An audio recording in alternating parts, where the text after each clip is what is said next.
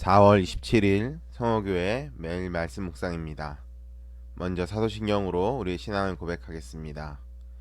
나는 전능하신 아버지 하나님, 천지의 창조주를 믿습니다. 나는 그의 유일하신 아들, 우리 주 예수 그리스도를 믿습니다. 그는 성령으로 잉태되어 동정녀 마리아에게서 나시고 본디오 빌라도에게 고난을 받아 십자가에 못 박혀 죽으시고 장사된 지 사흘 만에 죽은 자 가운데서 다시 살아나셨으며 하늘에 오르시어 전능하신 아버지 하나님 우편에 앉아 계시다가 거기로부터 살아있는 자와 죽은 자를 심판하러 오십니다. 나는 성령을 믿으며 거룩한 공교회와 성도의 교제와 죄를 용서받는 것과 몸의 부활과 영생을 믿습니다. 아멘. 오늘 우리에게 주신 하나님 말씀은 창세기 32장 1절에서 12절까지 말씀입니다. 야곱이 길을 가는데 하나님의 사자들이 그를 만난지라. 야곱이 그들을 볼 때에 이르기를 이는 하나님의 군대라 하고 그 땅 이름을 마하나임이라 하였더라. 야곱이 세일 땅 에돔들에 있는 형 에서에게로 자기보다 앞서 사자들을 보내며 그들에게 명령하여 이르되 너희는 내 주 에서에게 이같이 말하라.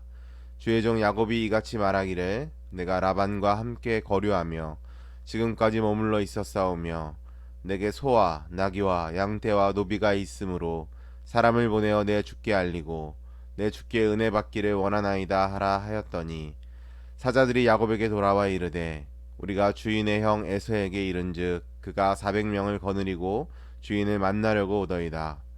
야곱이 심히 두렵고 답답하여 자기와 함께한 동행자와 양과 소와 낙타를 두 떼로 나누고 이르되 에서와 와서 한 떼를 치면 남은 한 떼는 피하라 하고 야곱이 또 이르되 내 조부 아브라함의 하나님 내 아버지의 이삭의 하나님 여호와여 주께서 전에 내게 명하시기를 내 고향 내 족속에게로 돌아가라 내가 내게 은혜를 베풀리라 하셨나이다. 나는 주께서 주의 종에게 베푸신 모든 은총과 모든 진실하심을 조금도 감당할 수 없사오나 내가 내 지팡이만 가지고 이 요단을 건넜더니 지금은 두 때나 이루었나이다. 내가 주께 간구하오니 내 형의 손에서 에서의 손에서 나를 건져내시옵소서. 내가 그를 두려워함은 그가 와서 나와 내 처자들을 칠까 겁이 나기 때문이이다. 주께서 말씀하시기를 내가 반드시 내게 은혜를 베풀어 내 시로 바다에 셀 수 없는 모래와 같이 많게 하리라 하셨나이다. 아멘. 오늘 말씀 계속해서 창세기 말씀 보고 있습니다. 계속 야곱의 이야기를 하고 있는데요. 야곱이 이 외삼촌이자 장인인 라반의 집에서 살았던 그 20년은 정말 험난한 세월이었습니다. 그는 가까스로 외삼촌의 집에서 도망치다시피 나왔고 그러나 라반에게 추격을 당해서 그와 다시 만나는 난처한 상황이 되었습니다. 그렇지만 하나님의 개입으로 야곱은 이 위기를 모면합니다. 그리고 마침내 처자식을 안전히 고향으로 향하게 되었습니다. 그러나 고향이 가까울수록 야곱에게는 또 다른 두려움이 찾아옵니다. 왜냐하면 20년 전 집을 떠날 때 형을 속여 장자의 축복을 빼앗은 사건 때문입니다. 야곱은 돌아갈 수도 그렇다고 편하게 고향으로 갈 수도 없는 그런 애매모호한 상황이 되었습니다. 1절 2절 말씀을 보시면 이렇습니다. 야곱이 길을 가는데 하나님의 사자들이 그를 만난지라. 야곱이 그들을 볼 때에 이르기를 이는 하나님의 군대라 하고 그 땅 이름을 마하나임이라 하였더라. 하나님은 언제나 야곱보다 한 걸음 앞서 가십니다. 야곱이 하나님을 사랑하는 것보다 하나님이 야곱을 더 사랑하셨습니다. 야곱이 썩 잘한 일도 없고 야곱이 하나님 마음에 들게 처신한 것도 아닌데 하나님은 야곱을 무조건 사랑하십니다. 야곱이 위기에 처했을 때도 라반의 꿈에 나타나셔서 야곱을 도우십니다. 그리고 에서를 만날 야곱의 두려움을 아시기 때문에 천사를 보내서 동행하게 하십니다. 야곱은 복을 받은 사람입니다. 우리도 마찬가지로 복을 받은 사람들입니다. 우리가 하나님의 마음에 차지 않아도 하나님은 우리를 너무나도 사랑하십니다. 우리는 그분의 조건 없는 사랑을 받으며 살아갑니다. 야곱은 하나님의 군대를 만났는데 너무나 인상적인 만남이어서 그곳에 이름을 마하나임이다 라고 붙입니다. 마하나임은 하나님의 큰 무리라는 뜻입니다. 천사들은 야곱과 하나님의 약속대로 고향에 갈 때까지 야곱과 동행합니다. 이제 야곱은 형 에서와 화해하기를 원합니다. 3절에서 5절까지 말씀을 보면 야곱은 화해의 메신저를 보냅니다.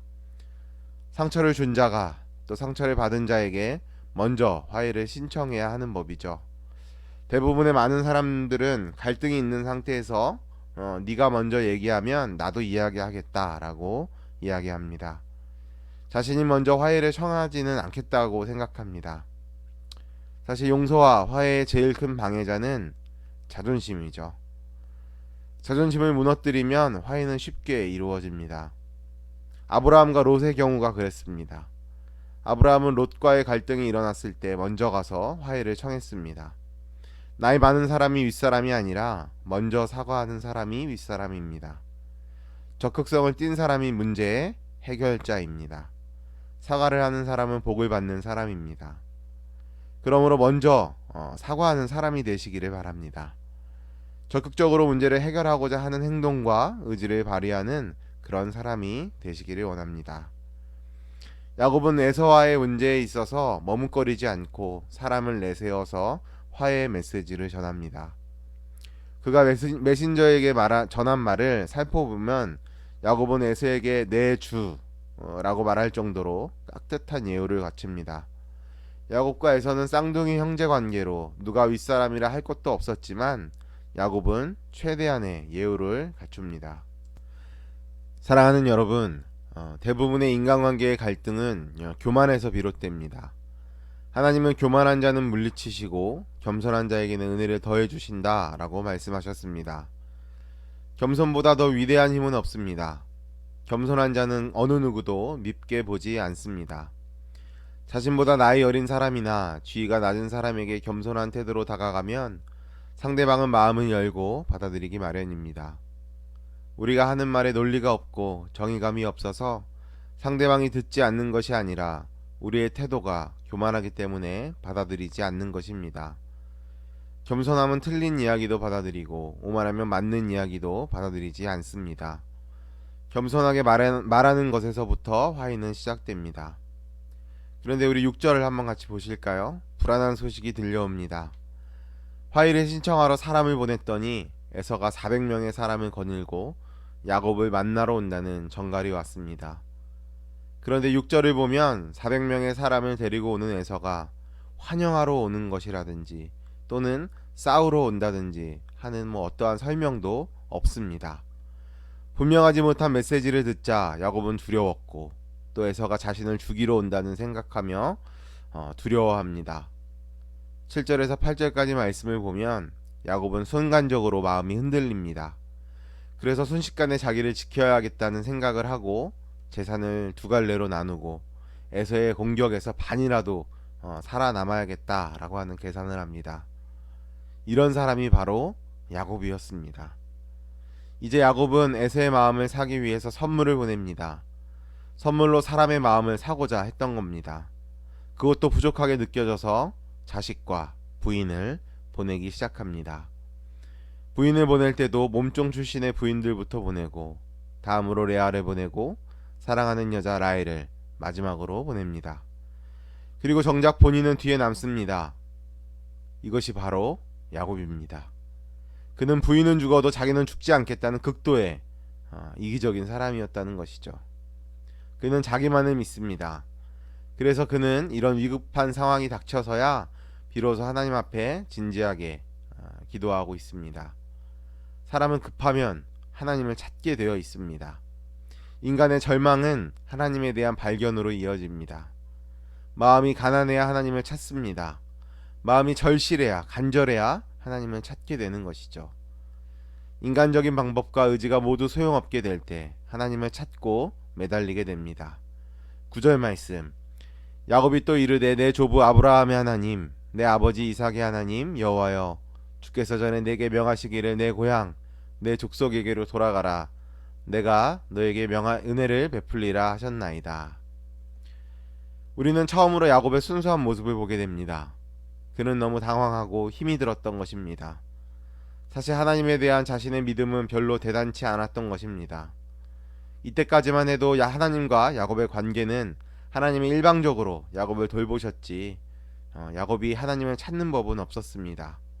그러니까 아브라함의 하나님, 이삭의 하나님이라고 부르지만 나의 하나님이라는 말을 하지 못하는 것이죠. 그러나 그런 시기나마 하나님을 찾으니 참 다행인 것입니다. 야곱은 하나님을 부른 뒤에 하나님의 약속을 붙잡습니다. 이것이 하나님의 어떻게 보면 약점이죠. 그는 고향에 돌아갈 때까지 지켜주시기라고 했던 그 하나님의 약속을 붙잡았습니다. 이런 걸 보면 야곱은 참 약은 사람입니다. 그런데 이렇게 요구하고 싶어도 성경을 읽지 않으면 그 하나님의 약속이 어디 있는지 모르니 그 약속조차 붙잡을 수 없게 되는 것이죠. 그래서 우리가 하나님을 붙잡고 하나님께 나아가려면 최소한의 말씀은 읽고 기도도 해야 한다라고 하는 겁니다. 이런 기본도 하지 않는 곳은 어떻게 하나님을 붙잡고 나아갈 수 있냐 하는 것이죠. 이런 것들을 알게 되는 것이 성경을 읽는 즐거움입니다.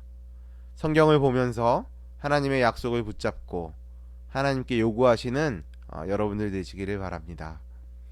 그래서 이 야곱은 하나님의 약속을 상기하며 기도합니다. 마지막 12절, 주께서 말씀하시기를 내가 반드시 내게 은혜를 베풀어 내 씨로 바다에 셀 수 없는 모래와 같이 많게 하리라 하셨나이다. 이렇게 하나님의 언약을 근거로 야곱은 기도하였습니다. 그러므로 우리는 두려움 많은 이 인생길에서 야곱처럼 기도해야 할 것입니다. 하나님의 말씀을 안에서 말씀을 따라 기도하시기 바랍니다. 그때 하나님은 야곱에게 하신 내가 반드시 내게 은혜를 베풀리라 라고 하신 그 언약을 우리에게도 이루어 주실 것입니다.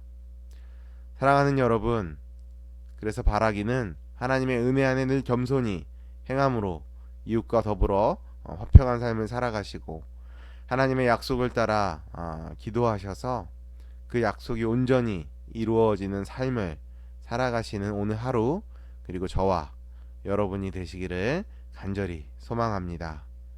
같이 기도하겠습니다. 사랑의 하나님, 오늘 말씀을 통해 야곱 같은 인생을 사는 우리들의 모습을 바라보게 됩니다.